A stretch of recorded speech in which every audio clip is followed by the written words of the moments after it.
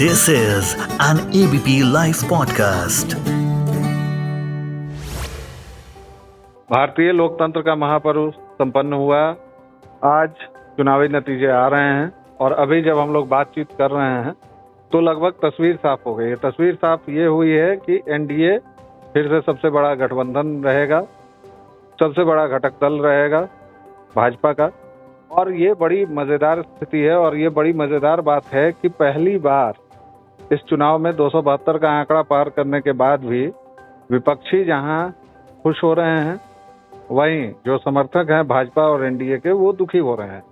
मतलब प्रधानमंत्री की 400 पार की बात को लोगों ने दिल से लगा लिया। मैं हूं व्यालोक और मैं बात करूंगा इस पूरे मसले पर अभिषेक श्रीवास्तव जी से, वरिष्ठ पत्रकार से। अभिषेक जी, कैसे देख रहे हैं? 296 का आंकड़ा अभी आ रहा है नजर जब हम लोग बात कर रहे हैं। इसके बावजूद लोग कह रहे हैं फलाने ने धोखा दिया, चिलाने ने धोखा दे दिया, इस राज्य ने धोखा दिया, उसने नहीं किया। पहली बार ऐसा हो रहा है कि 272 का आंकड़ा पार करने के बाद भी किसी गठबंधन की आलोचना हो रही है और उसको हारा हुआ बताया जाता है। भाई देखिए, कोई प्रेम प्रसंग तो है नहीं कि जनता धोखा दे दी। जनता ने तो वोट डाला है, तो वोट डालता है जो वो अपनी समझदारी और अपनी प्रतिबद्धता और अपनी आस्था के हिसाब से डालता है। जनता में और राजनीतिक दलों में कोई प्रेम प्रसंग का रिश्ता नहीं होता है। तो ये जो नतीजे आए हैं, ये नतीजे इस बात को दिखाते हैं कि ग्राउंड पर जो स्थिति थी और जनता के बीच जिस किस्म का भी असंतोष था, वो एक हद तक वोट्स में कन्वर्ट हुआ है। लेकिन ये कहते हुए मैं डेटा के हिसाब से अगर जाऊं तो भारतीय जनता पार्टी का वोट परसेंटेज रिटेन है, और न सिर्फ रिटेन है बल्कि बढ़ा है। ये तकरीबन 42% के आसपास कुछ देर पहले था, लेकिन अब ये घट के 38.5 तक पहुंच गया है। तो मुझे लगता है कि कितना भी घटेगा बढ़ेगा तो पिछली बार के 37% से थोड़ा सा ज्यादा ही रहेगा। ठीक उसी तरह कांग्रेस का जो वोट परसेंटेज था वो 8% बढ़ गया था, लेकिन अब घट के वो 4 से 5% के दायरे में आ रहा है। मतलब 24-23 के आसपास रहने वाला है। इससे दो बातें निकलती हैं।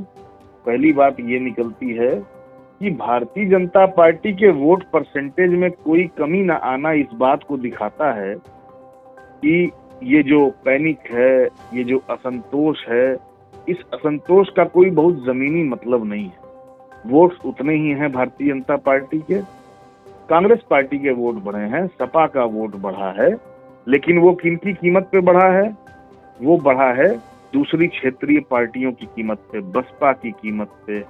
वो भाजपा की कीमत पर वोट नहीं बढ़ा है। फिर सीटों का अंतर क्यों है?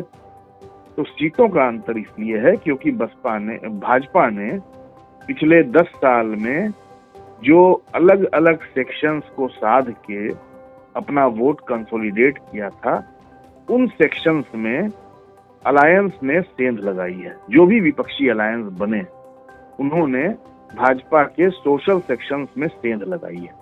इसलिए वो वोट का मिक्स टूट गया है और सीटों के रूप में रिफ्लेक्ट हो रहा है। तो मुझे नहीं लगता है कि किसी भी किस्म का रोना धोना या आरोप प्रत्यारोप या शिकायत उसका कोई मतलब है, क्योंकि भाजपा के वोट इंटैक्ट हैं, उसके वोट शेयर में कोई कमी नहीं आई। जी, एक सवाल इसी में जो मैंने पहले भी पूछा था, 272 का आंकड़ा पार है फिर भी असंतोष। दूसरा, अयोध्या जैसी सीट में भाजपा पीछे चल रही है, इसको कैसे देखते हैं? आपसे एक बार बात हुई थी तो आपने कहा था कि यूपी चौंकाएगा, चौंकाया भी उसने, लेकिन अयोध्या से हार लगभग नहीं, अयोध्या में हारने वाली स्थिति नहीं है। फैजाबाद की सीट पे मार्जिन बहुत कम है। देखिए, ऐसा है कि अभी बज रहा है 1:45, ठीक है, और इस समय अगर आप मार्जिन देखेंगे तो मुझे लगता है कि 150 से 200 सीटें तो कम से कम देश भर में ऐसी हैं जहां पे 10,000 से कम का मार्जिन है, ठीक है। तो अयोध्या में भी तकरीबन वही स्थिति है। अयोध्या में मार्जिन बहुत कम है लल्लू सिंह के पीछे रहने का, और मुझे लगता है कि मतलब अभी की स्थिति जो है उसमें मुझे लगता है कि 150 से 200 सीटें ऐसी होनी चाहिए जहां पे मार्जिन 10,000 के दायरे में है। जो ट्रेलिंग मार्जिन है। लल्लू सिंह का भी अभी ट्रेलिंग मार्जिन 10-10,500 हजार के आसपास चल रहा है और अभी कई राउंड की गिनती होनी बाकी है। इनफैक्ट फैजाबाद को छोड़ दें तो यूपी में संभल, मेरठ, धरहरा, फतेहपुर, सलेमपुर, चंदौली, मिर्जापुर, यहाँ पर बहुत कम मार्जिन का ट्रेल चल रहा है और मुझे लगता है कि जैसे जैसे दिन बढ़ेगा और राउंड बढ़ेंगे तो 15-16 राउंड बाद या 20 राउंड बाद चीजें बहुत क्लियर होनी चालू होंगी और सीटों में बदलाव होगा। तो ऐसा नहीं है कि अभी जो आपको लीड के फिगर्स दिख रहे हैं उन पर कोई अंदाजा लगा लिया जाए।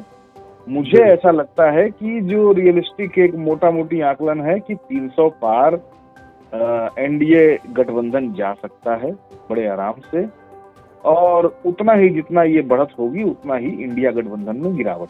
जी, एक आखिरी सवाल और इसका त्वरित जवाब चाहेंगे। जी, इस पूरे घटनाक्रम को जैसे मीडिया का एक धड़ा, विपक्ष के दल अपनी जीत बता रहे हैं, कांग्रेस की वापसी हुई है अनडाउटेडली, उसकी सीटें लगभग 90 से 100 के बीच अभी तक प्रेडिक्ट हो रही हैं, अब कितनी रहेंगी पता नहीं, इसको कैसे देख रहे हैं आप? नहीं, ये तो निश्चित तौर पे कांग्रेस की बड़ी वापसी है। ऑलमोस्ट डबल फिगर्स में पिछली बार के मुकाबले कांग्रेस आई है। समाजवादी पार्टी ने बड़ा अच्छा प्रदर्शन किया है। बंगाल में तृणमूल कांग्रेस, महाराष्ट्र में उद्धव ठाकरे का फैक्शन, ये जो पार्टियां हैं इनकी वापसी स्वागत योग्य है। और मुझे लगता है कि जिसको जीत बताया जा रहा है विपक्ष की ओर से वो ठीक ही है, अनुकूल है, क्योंकि ग्राउंड पर जिस किस्म का सेंटिमेंट लोगों में था वो सेंटिमेंट ऐसा लगता है कि वोट्स में रिफ्लेक्ट हुआ है। और मुझे नहीं लगता है कि इतना भी सेंटिमेंट था कि एनडीए की सरकार नहीं बन पाती। हाँ, शुरू से हम लोगों ने और सभी ने ये अंदाजा लगाया था कि बीजेपी थोड़ा सा शॉर्ट ऑफ मेजॉरिटी रहेगी लेकिन सरकार बना लेगी घटकों को लेके। अब मैं नहीं जानता, किसी को नहीं पता कि नीतीश कुमार का क्या रुख होने वाला है या चंद्रबाबू नायडू का क्या रुख होने वाला है, क्योंकि इन दोनों की पार्टियों के मिला के 30 सीटें के आसपास हैं। तो इन 30 सीटों को मिला लेंगे आप तो सरकार तो बनती हुई दिख रही है फिलहाल। लेकिन ये अच्छी बात है लोकतंत्र के लिए कि संसद के भीतर 200 विपक्ष के सांसद बैठेंगे और 200 में आधी संख्या कांग्रेस की होगी, यानी सबसे बड़े विपक्षी दल। जी, बहुत बहुत धन्यवाद अभिषेक जी, आपने हमसे विस्तार से बात की, इसके लिए थैंक यू वेरी मच।